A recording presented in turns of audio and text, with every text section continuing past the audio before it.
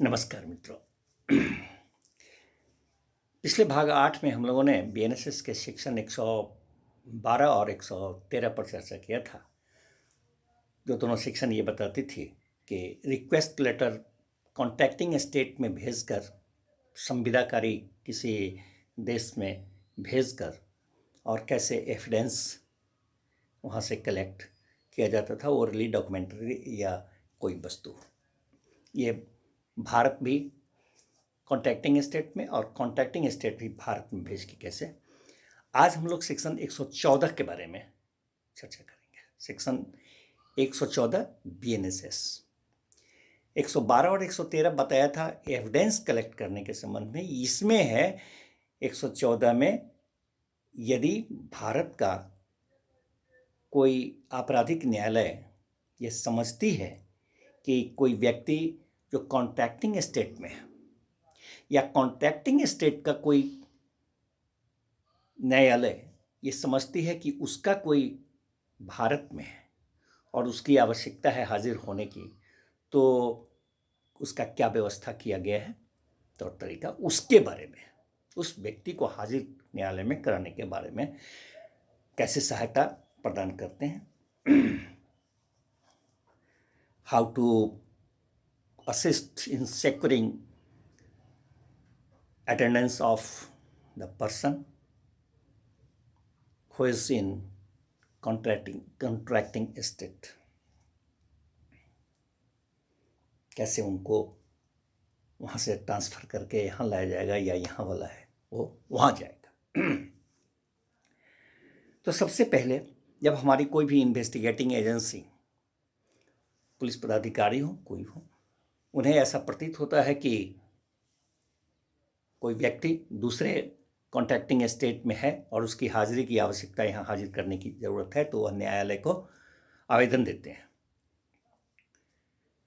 न्यायालय उस आवेदन से संतुष्ट होने के बाद कि हाँ उस व्यक्ति की आवश्यकता है, हाजिरी की ज़रूरत है, तो न्यायालय वारंट जारी करती है।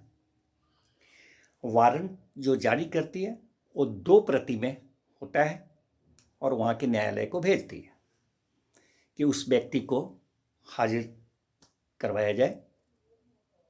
कोई वस्तु, कोई कुछ और भी चीज़ हो तो सबके साथ उसको, और हमारे वारंट का वहाँ निष्पादन कराया जाए।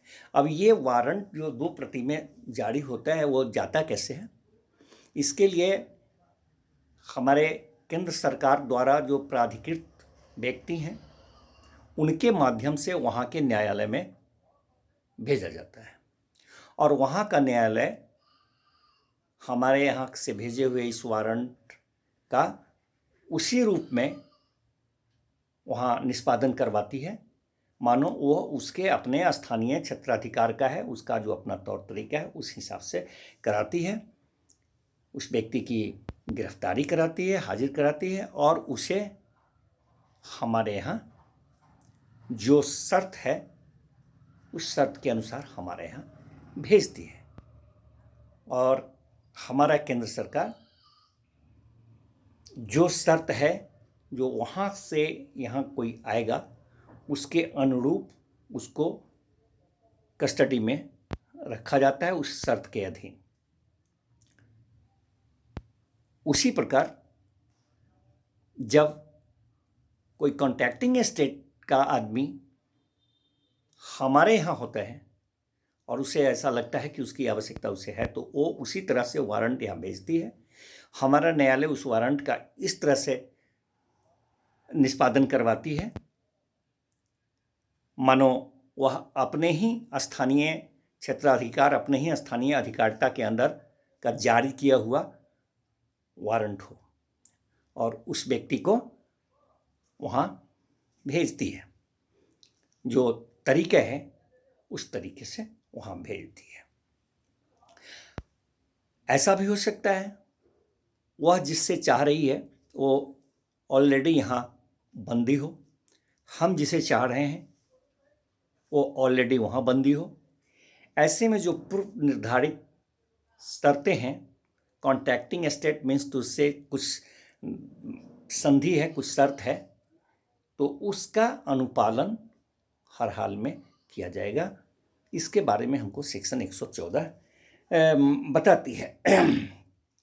वह उन शर्तों के अधीन ही रखे जाएंगे, भेजे जाएंगे, वहाँ वाले यहाँ या यहाँ वाले वहाँ।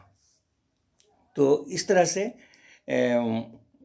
जो है ये सेक्शन 114, 112-13 था, ये एविडेंस के मामले में, और ये है उस व्यक्ति को हाजिर कराने के लिए कैसे असिस्ट किया जाता है, कैसे सहायता पहुंचाई जाती है, यहाँ से वहाँ पहुंचाना और वहाँ से यहाँ उसको हाजिर कराने में। धन्यवाद मित्रों, त्रुटि के लिए क्षमा चाहेंगे और फिर मिलते हैं हम 10वें भाग में, जो अभी इस चैप्टर 8 का बहुत बाकी है, जो इसी से संबंधित है।